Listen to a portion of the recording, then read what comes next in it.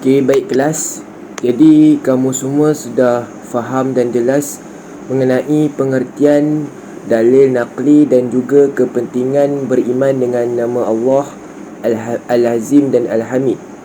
Okey, jadi sekarang kita akan melihat pula subtopik seterusnya, iaitu apa bukti yang menunjukkan kita ni beriman dengan sifat Allah Al-Azim dan Al-Hamid.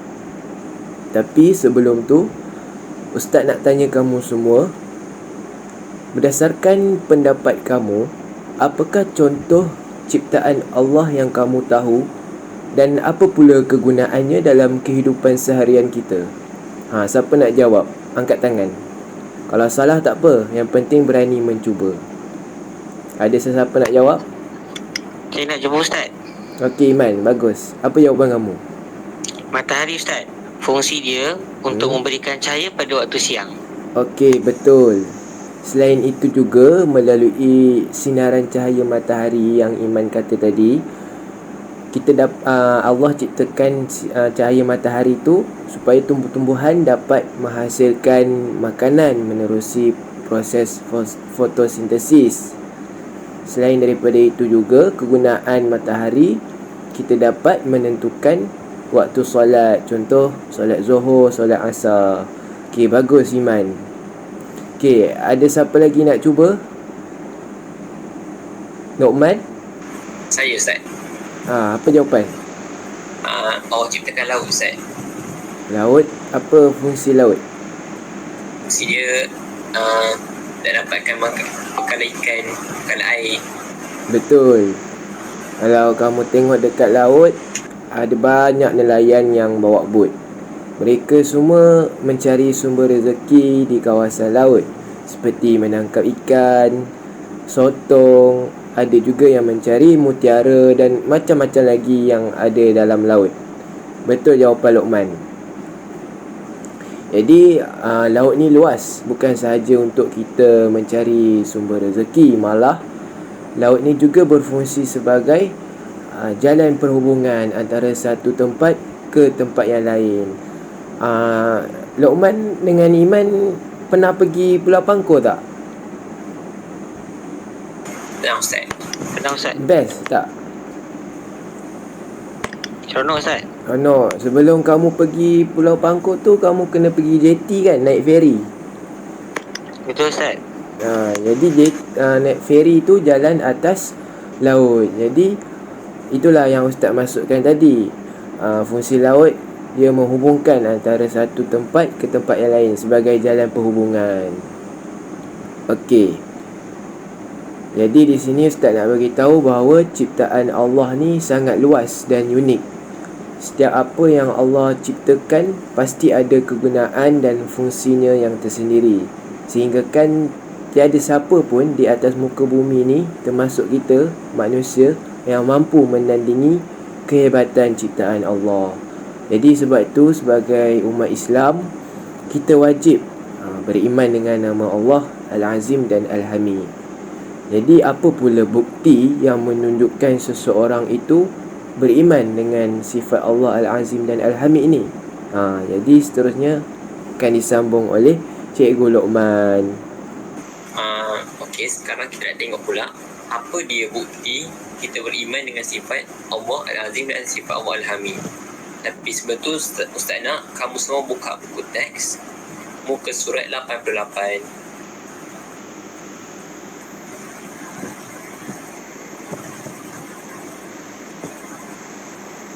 Okey.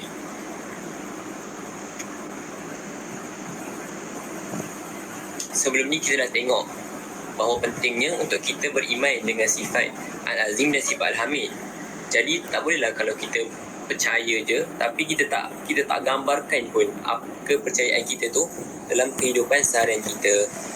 Jadi kita kena tunjuklah bukti bahawa kita ni betul-betul beriman tentang sifat Allah dan sifat Al-Hamid dan sifat Al-Azim Allah. Jadi cara yang pertama ialah saya seorang Muslim yang taat. Macam mana kita nak tunjukkan ketaatan kita ni kepada Allah? Yang pertama ialah dengan melakukan amal soleh. Jadi Ustaz nak tanya, apa contoh amal soleh yang kita boleh buat dekat dunia ni? Siapa nak jawab? Nur Syafiq. Bersedekah, Ustaz. Betul. Iman. Menolong orang dalam susah, Ustaz. Betul. Jadi sebenarnya amal soleh ni banyak sangat yang kita boleh buat. Contohnya kat sini kita boleh solat, perbanyakkan solat sunat, kita boleh perbanyakkan sedekah, ataupun kita membantu gotong royong, membersihkan kawasan rumah, bersihkan kawasan masjid.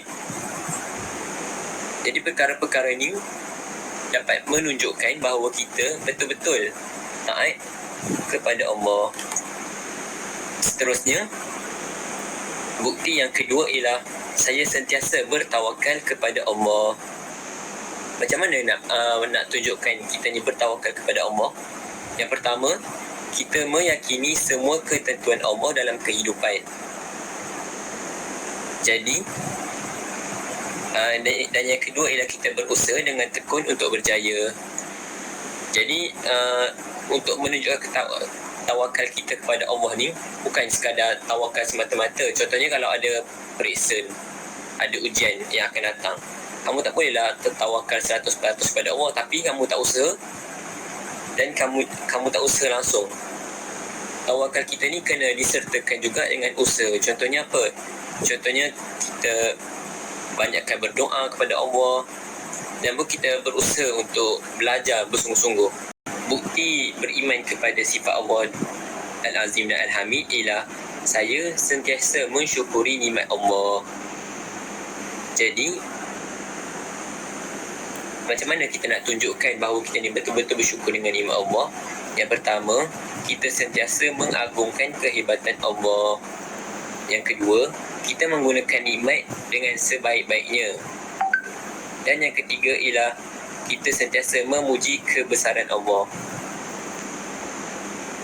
Jadi kat sini siapa yang boleh bagi tahu Ustaz apa dia contoh-contoh ciptaan Allah? Air terjun. Lagi? Apa lagi yang kamu nampak? Sungai, Ustaz. Betul.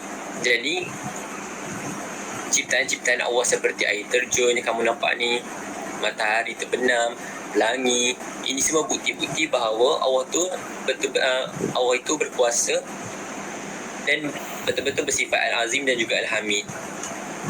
Jadi macam mana kita nak tunjukkan, kita nak memuji kebesaran Allah? Sampai tahu Mengucapkan kalimah subhanallah. ya, betul, mengucapkan kalimah subhanallah. Jadi kalau kita nampak benda-benda ni lain kali, kita ucapkan subhanallah sebagai bukti bahawa kita betul-betul beriman dengan sifat Al-Azim dan sifat Al-Hamid. Seterusnya akan disambung oleh Ustaz Iman.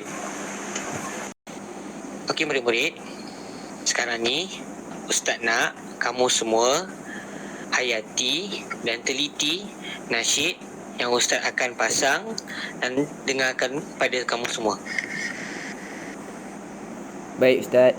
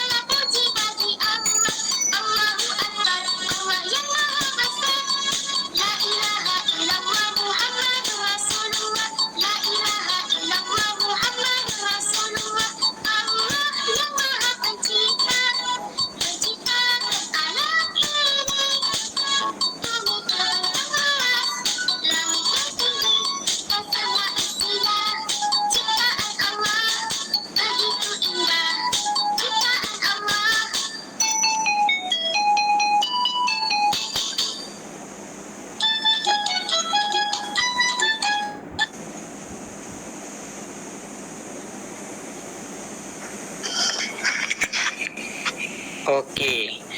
Berdasarkan video yang kamu tengok tadi, Ustaz nak rumuskan bahawa Allah merupakan Tuhan yang Maha Mencipta segala isi yang berada di langit dan yang berada di bumi. Maksudnya apa sahaja yang kita nampak macam pokok, haiwan, batu, air terjun, laut, bulan, planet-planet, kesemuanya adalah ciptaan Allah yang Maha Agung. Kalau kita tengok ciptaan manusia macam kereta, pen, itu semuanya Allah ilhamkan. Okey. Sekarang ni Ustaz nak kamu boleh tak bagi satu contoh lain yang Allah ciptakan ke atas muka bumi ni? Tak kisahlah apa benda pun. Gunung. Okey, bagus. Kalau kita tengok satu keajaiban, satu kecantikan yang Allah buat, yang Allah jadikan, macam laut, macam gunung, kita patut sebut subhanallah. Maksudnya cantiknya apa yang Allah telah ciptakan di atas muka bumi ini. Faham Ustaz?